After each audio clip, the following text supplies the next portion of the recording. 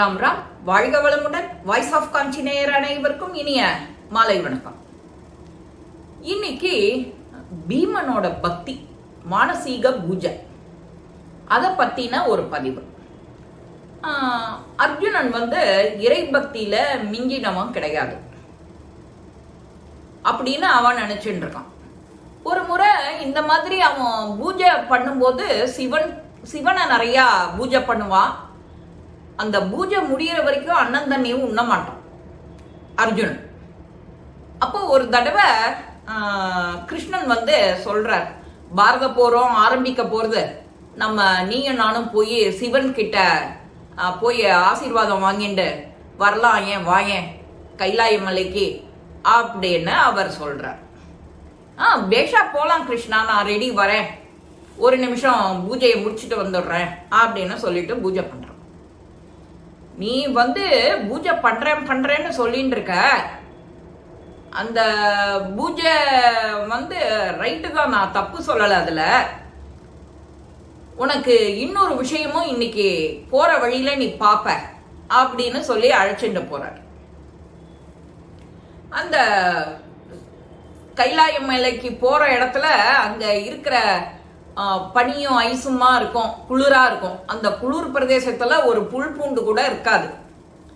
அப்பேற்பட்ட அந்த மாதிரி இடத்துல குவியல் குவியலா பூ தூவின வண்ணியும் இருக்கு, நடபாத முழுக்க. இது எப்படி சாத்தியம் அப்படின்னு கிருஷ்ணனும் யோசிச்சுட்டே வர அர்ஜுனன் கேள்வி கேட்கிறான். சிவகணங்கள் எல்லாம் அந்த பூவை அப்புறப்படுத்துறது, திரும்ப ரொம்புறது, அப்புறப்படுத்துறா, திரும்ப ரொம்பிடுறது. வழி நெடுக்க அந்த அவ்வளவு வாசனை மலர்கள் தான். அந்த வாசனை மலர்களை அப்புறப்படுத்தி இவ போறதுக்கே ரொம்ப நேரம் ஆயிடுறது. இது எப்படி கிருஷ்ணா இந்த இடத்துல இவ்வளவு பூ அப்படின்னு? யாரோட பூஜைன்னு நினைக்கிற நீ? பீமனோட பூஜை தான், பீமனோட மானசீகமான பூஜை. நீ எப்படி பண்ற பூஜை? உருவ வழிபாடு, உருவத்தை வச்சுட்டு மந்திரங்கள் எல்லாம் சொல்லி பூஜைய அர்ச்சனை பண்ற பூக்களால. ஆனா பீமனோ ஒருபடி மேல, அவன் மானசீகமா பூஜை பண்ணிடுவான்.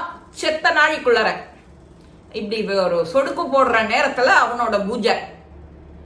அது எப்படி சாத்தியம்னு நீ நினைக்கிறியா? நீ சொல்றத என்னால நம்பவே முடியலையே கிருஷ்ணா அப்படின்னு அர்ஜுனன் கேட்கிறார். இப்போ பீமன் ஒரு வேலையா ஒரு பக்கம் இப்படி நடந்து போயிட்டே இருக்கான். அவனுக்கு எங்கேயான ஒரு தோட்டம் துறவுல ஒரு நல்ல வாசனை பூ கிடைச்சு கொடுத்தோம்னா என்ன செய்வான் தெரியுமா?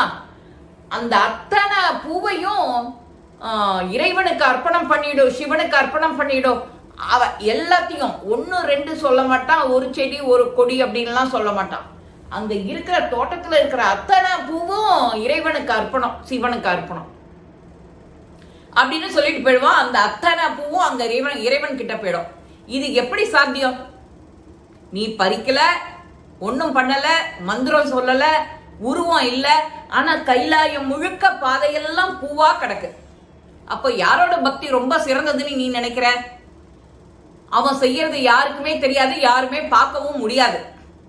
இப்படி போயிட்டே இருப்பான். போற வழியில எந்த பூ எந்த இடத்துல இருக்கோ அப்படியே சிவனுக்கு உரித்தாகுக, அத்தனை பூவும் சிவனுக்கு அர்ப்பணம் அப்படின்னு சொல்லிட்டு போயிடுவான். இதனாலதான் நாமளும் மானசீகமா இந்த மாதிரி ஒரு இடத்துல எல்லாம் போய் கேட்கணும். நேத்திக்கு தான் நானும் என் ஃப்ரெண்டு மூலமா கேட்டேன் இந்த மாதிரி ஒரு வார்த்தை. நான் ஒரு உபன்யாசத்துல கேட்டேன் மேடம் அப்படின்னு. எனக்கும் இன்னைக்கு நான் ஒரு இடத்துல எதேர்ச்சியா பார்த்தேன். இன்னைக்கு நான் அதை சொல்லணும்னு நினைச்சிட்டு இருந்தேன். இன்னைக்கு நானும் அதை எதேர்ச்சியா ஒரு இடத்துல இதை படிக்கிறேன்.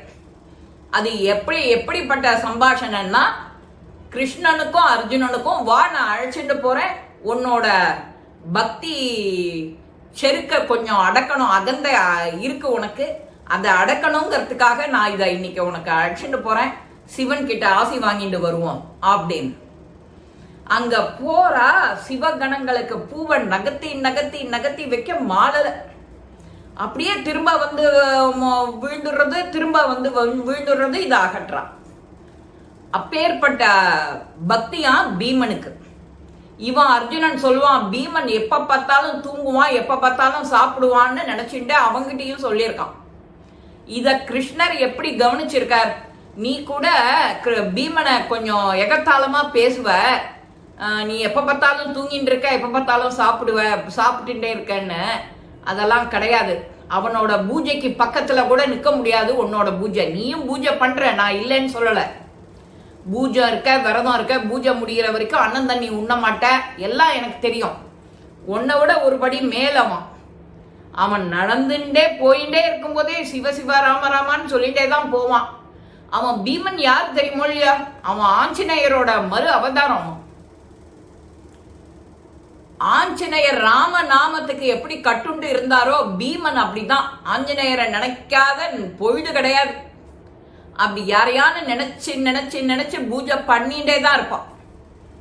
அப்பேற்பட்ட தவ வலிமை அந்த பீமனுக்கு. பீமனோட பூஜை செய்யறத நாமளும் பார்க்கணும். நாமளும் இனிமே இந்த பதிவை கேட்டதுக்கு பிறகான நீங்க எங்க பூ தோட்டம் பார்க்கிறீங்களோ இது அப்படியே கிருஷ்ணார்ப்பணம், சிவார்ப்பணம் அப்படின்னு சொல்லிட்டே போகலாம். இதுக்காக தான் இந்த பதமே வந்ததோ என்னமோன்னு நான் நினைக்கிறேன்.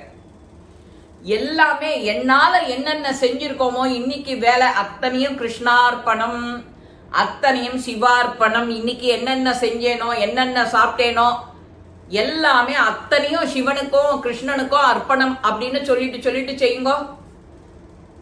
சர்வமும் கிருஷ்ணார்ப்பணம் அப்படின்னா எல்லாம் நீ பண்றது, சாப்பிடுறது, தூங்குறது, எழுந்திருக்கிறது எல்லாம் அவனுக்கே. இந்த மாதிரி பதிவுகள் நாம கேட்கணும், ஏதான புது விஷயம் கத்துக்கணும். எனக்கு இது சொன்ன உடனே, எனக்கு படிச்ச உடனே அப்படியே ஒரு நிமிஷம் ஒரு ஆனந்த சந்தோஷம். நேற்றுக்கு தானே இதை கேட்டோம் 2 நாள் முன்னாடி, இன்னைக்கு அதுவே நம்ம கண்ணில் படுறது பாரு அப்படின்னு. அதான் மானசீக பூஜை. மானசீகமா அத்தனையும் அவனுக்கே சேரட்டும். அந்த அத்தனை புஷ்பங்களும் அவனு கிருஷ்ணனுக்கே சேரட்டும். அத்தனை புஷ்பங்களும் சிவனுக்கே சேரட்டும்.